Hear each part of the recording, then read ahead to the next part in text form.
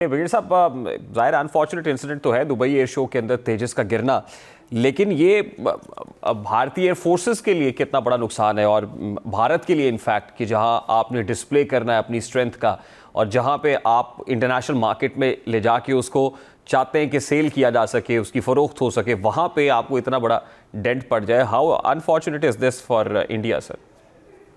देखिए, इसमें बात यह है कि सबसे बड़ी बात यह है कि जब आप ऐसे एक मेगा एयर शो में जा रहे होते हैं अपने अपने एयरक्राफ्ट को डिस्प्ले करने के लिए, उसकी मार्केटिंग के लिए, उसकी सेल बढ़ाने के लिए एंड टेल द वर्ल्ड कि हम इंडिजिनस अपनी एक जो हमारे जहाज हैं वो they are second to none and they have operationability में, मैन्योरेबिलिटी में, टेक्नोलॉजी में, मैकेनिकली हर लिहाज से they are fit to be sold to the other world और उनको इम्प्रेस करने के लिए, क्योंकि वहां पर हर एक अपने जो मुल्क में बन रहे होते हैं जहाज को लेकर आते हैं and then you select your best pilots जो उनको ट्रेन करते हैं एयर शो के लिए, जिसपे उनकी ट्रेनिंग होती है, उनको अपनी मशीन पे भरोसा होता है, सब कुछ होती है।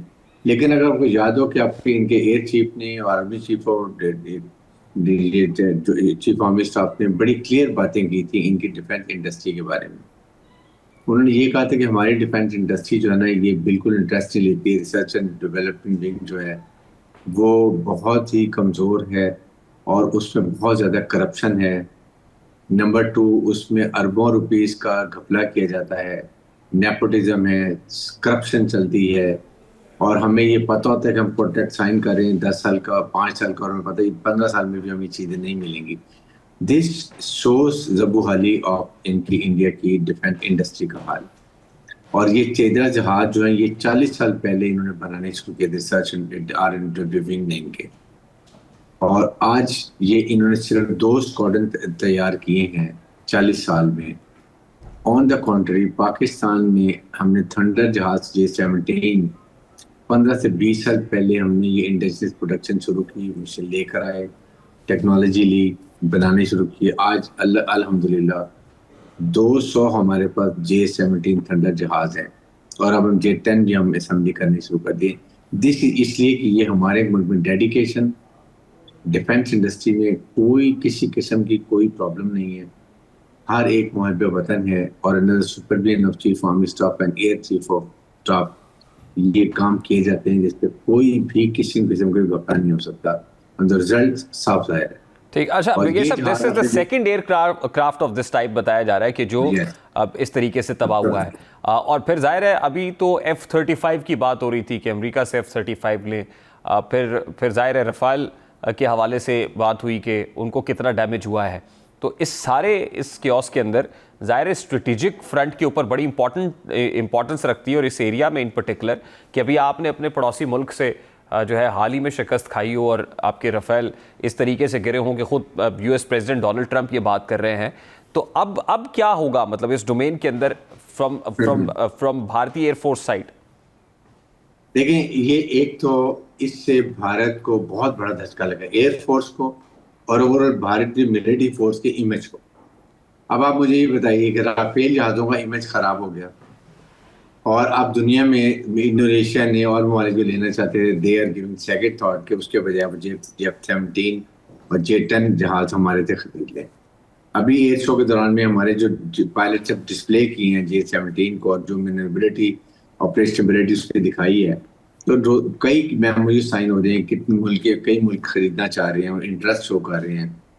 वर्सेस ये जहाज, इसका 2 दिन पहले अगर आपको याद हो कि ऑयल इसका लीक हो गया था, उसका इसको टेक्निकली ठीक नहीं था, इसको फिर भी डिस्पाइट उन्होंने इनको उड़ाया और नतीजा आपके सामने है। सो दुनिया में इसकी एक तो मार्केटिंग खत्म हो गई, इनका शेयर डाउन हो गए।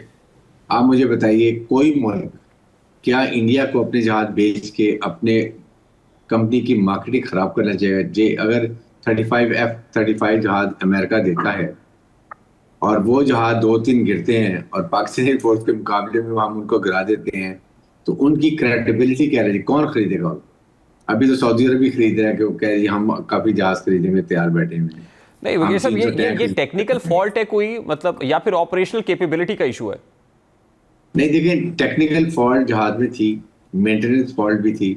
और अगर टेक्निकल फॉल्ट जो ऑयल लीक हुआ आपने उसके बाद उसके और भी उसमें पता चले कि खरामियत थी, डायनेमिक्स में प्रॉब्लम थी, तो आपने जहाज को क्यों उड़ाया? अपने पायलट की जान को भी रिस्क लिया, और हमें उसका अफसोस है। चाहे हमारे जो भी बात है, ये एक इंसानी जान है, उसकी फैमिली है, उसकी फैमिली के इस वक्त क्या हाल होगा। ये तो इंडिया का ये तो बुचर है ना नरेंद्र मोदी, इसको तो जिसको क्या फर्क पड़ता है। और अमित शाह, राजनाथ सिंह, अजीत डोभाल, 4 का टोला जो खंड भारत को लेके चल रहा है, सोच ही एक ही है कि जी हमने भारत में सिर्फ एक अपर क्लास को रखना है। तो इसकी वजह से अब इंडियन एयरफोर्स को कितना 900 जहां पायलट्स कम है इंडिया में, 9 स्क्वाड्रन्स कम है, नहीं आ रहे पायलट्स इनके पास, नहीं ज्वाइन कर रहे, डरते हैं पाकिस्तानी पायलट से, पाकिस्तान एयरफोर्स से। ये हाल है। जिस फौज के कमांडर्स पे उनके ट्रुप्स को, ऑफिसर्स को ट्रस्ट ना हो और उनके मोरल डाउन हो, तो क्या वो फौज को भी लड़ सकती है, एयरफोर्स लड़ सकती है? जिस पायलट को अपनी मशीन पर ट्रस्ट हुआ, एक MiG-21 अभिनंदन का जो गिराया था, वो भी सारे ग्राउंड हो गए हैं। वो कहते थे ये फ्लाइंग ताबूत है, मैं घुरता था गिर जाता था जहाज, इतने पुराने थे। इसी के को चेंज करके अब ये ला रहे थे कि ये हम लेटेस्ट तेजस लेकर आएंगे, और वो भी 2 स्क्वाड्रन तैयार किए 40 साल के अंदर। इमेजिन करें आप, ये स्टेट ऑफ इनकी मेंटेनेंस, स्टेट ऑफ रिसर्च और स्टेट ऑफ इनकी ये करप्शन है, जिसकी वजह से आज इनको ये दिन दुनिया के सामने देखना पड़ा। और अब क्या आपका तेजस का कोई खरीदार होगा? आपकी जहाज इसलिए लेकर आते हैं ना शो में कि जी हमारा मुल्क का बेहतरीन जहाज पेश करते हैं, मैन्यूवरेबिलिटी में, ऑपरेशनबिलिटी में, पायलट बेस्ट हैं, दिखाते हैं, और फिर वो आपको दिखाते हैं कि हम ये जहाज खरीदें। अभी को खरीदेगा जहाज को? अच्छा बिगिन साहब, now is it possible to just get away with this? जाहिर है इंटरनेशनली ग्लोबली एक जग हसाई तो हो रही है। Is it possible to get away with this saying कि ये एक प्रोपेगेंडा था जो तेजस के अगेंस्ट हुआ, और फिर उस दौरान ये सब, क्योंकि जब ये ऑयल लीकेज का मामला हुआ तो उस पर भी क्लैरिफिकेशंस तो आती रही उस वक्त से भारतीय एयरफोर्स की तरफ से। देखिए प्रोपेगेंडा किस चीज का प्रोपेगेंडा था? कि Tejas is not the sound technically, mechanically it's not the sound. इसके इंजन में फर्क है, एयर एवेन्यूज में फर्क है, नहीं फ्रेम का सेट हो रहा, नहीं हो रहा, इसी वजह से ये प्रॉब्लम हो रही थी, इसलिए 40 साल लगे हैं। इवन देन ये नहीं कर सके। इस पायलट ने इसके ऊपर बहुत ट्रेनिंग की थी, 6 महीने स्पेशल ट्रेनिंग भी की है, 6-7 इसने माइलस्टोन होते हैं वो भी अचीव किए हैं। He was one of the good pilots, but then when the machine is not working. और आपकी देखें, आपको अपनी मशीन पर पूरी महारत होनी चाहिए। पायलट्स को अगर ये पता हो कि मेरे जहाज में ये फॉल्ट है, he should refuse to fly, he should never fly. बजाय इसके कि 650 करोड़ का ये जहाज है एक, आप इमेजिन, एक जहाज जो इंडिजिनस बना रहे हैं ये।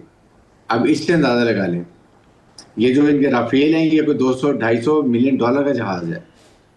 और मेरे ख्याल में अब इनको इंडिजिनस बनाने छोड़ देने चाहिए, और इनको कंपनी कोई बार की अब जहाज नहीं देगी। मेरे अंदाजे में ये इतने नालायक हैं, उनकी कंपनी के शेयर डाउन करा देते हैं, उस कंपनी की वैल्यू डाउन करा देते हैं, जहाज की सारी कीमत खत्म हो जाती है, जैसे राफेल का साथ जिन्होंने किया।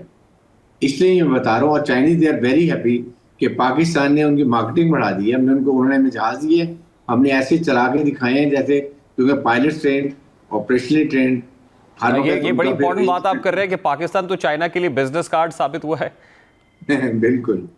तो दैट्स ये फर्क है। They are more happy.